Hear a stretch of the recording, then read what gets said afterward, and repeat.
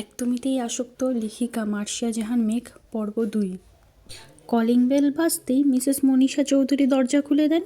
দরজার ওপাশে হাসি মুখে দাঁড়িয়ে আছে বর্ষা। বর্ষাকে দেখেই মিসেস মনীষা চৌধুরী জড়িয়ে ধরেন তাকে। কেমন আছিস মা? বর্ষা হাসি মুখে জবাব দেয়, ভালো আছি খালামণি, তুমি? আলহামদুলিল্লাহ ভালো আছি। আয় আয়, ভেতরে আয়। আসতে কোনো সমস্যা হয়নি তো? না খালামণি, কোনো সমস্যা হয়নি। খালুজান আর প্রিয়ন্তী কোথায়? তোর খালুজান অফিসে, আর প্রিয়ন্তী ওর একটা ফ্রেন্ডের বাসায় গেছে, একটু পরেই চলে আসবে। মামনি, তোর গালে কি হয়েছে? গালে হাত দিয়ে বর্ষা আমতা আমতা করে বলল, কই কিছু না তো। মিথ্যা বলছিস কেন আমাকে? মা বল কি হয়েছে? আসলে খালামণি ভার্সিটিতে আমাকে র্যাগিং করেছে। কি? তাই বলে এমনভাবে? আসুক আমার ছেলে, ওকে বলে দেব। তুই শুধু ওকে দেখিয়ে দিস কে তোকে এমনভাবে র্যাগিং করেছে। বর্ষা কথা এড়িয়ে বলল, খালামণি আমার অনেক ক্ষুধা লেগেছে, খেতে দাও পেটে হাত দিয়ে। মিসেস মনীষা তড়িঘড়ি করে বলল, হ্যাঁ হ্যাঁ চল, তোকে রুমটা দেখিয়ে দেই। তুই ফ্রেশ হয়ে নে, আমি খাবার রেডি করছি। হ্যাঁ আম্মু বলো। ওপাস। কিন্তু আম্মু আমি তো ওপাস। ইস, আচ্ছা আসছি। কলটা কেটে ফোনটা পকেটে রেখে প্রান্তিক বিরক্ত নিয়ে বলল, আম্মুর বোনের মেয়ে আসছে, তাতে আমার কি? আমি বুঝতেই পারছি না, আজব কোন না কোন মহারানীর রে। উফ, বিরক্তিকর। একটা হাফ ছেড়ে বাইক স্টার্ট দিল প্রান্তিক। দরজার ঠকঠক আওয়াজে বর্ষার ঘুম ভেঙে যায়। বিছানায় আড়মোড়া হয়ে মুখে হাত দিয়ে হাই তুলতে তুলতে দরজা খোলে সে। দরজা খুলতেই ভার্সিটির ওই বদমেজাজি ছেলেটাকে দেখে চোখ তো চড়ক গাছে উঠে যায় বর্ষার। বর্ষা ভীতভাবে চেয়ে বলল, আপনি?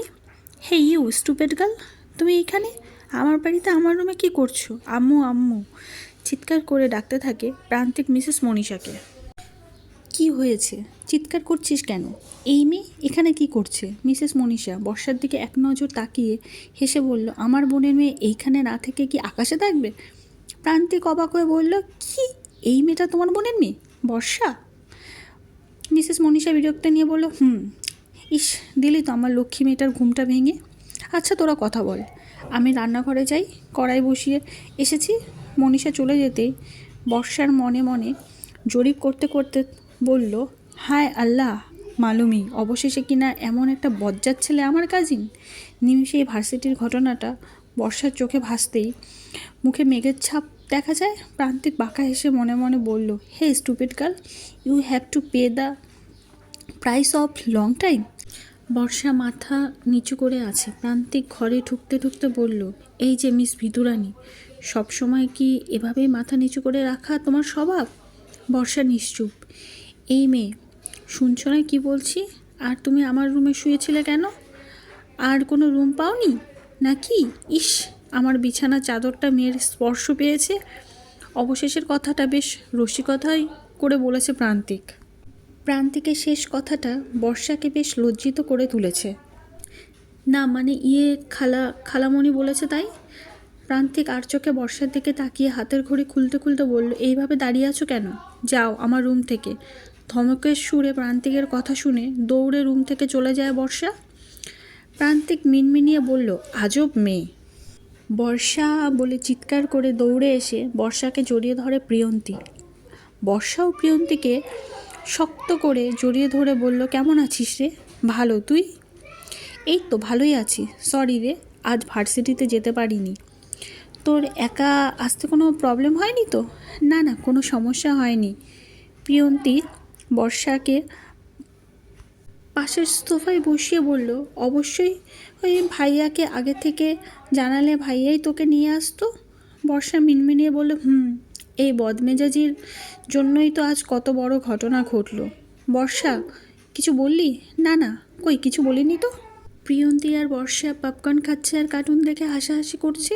এমন সময় কেউ রিমোট নিয়ে খেলার চ্যানেল দিতেই বর্ষার সামনে থাকা প্রান্তিকের দিকে তাকায়। প্রান্তিক ডোন্ট কেয়ার ভাব নিয়ে সেন্টার ফ্রুট চেবাচ্ছে আর সোফায় বসেছে একদম বর্ষার পাশে।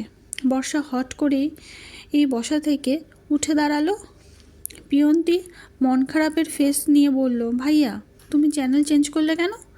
এত বড় হাতি হয়েছিস অথচ বাচ্চাদের মতো কার্টুন দেখছিস।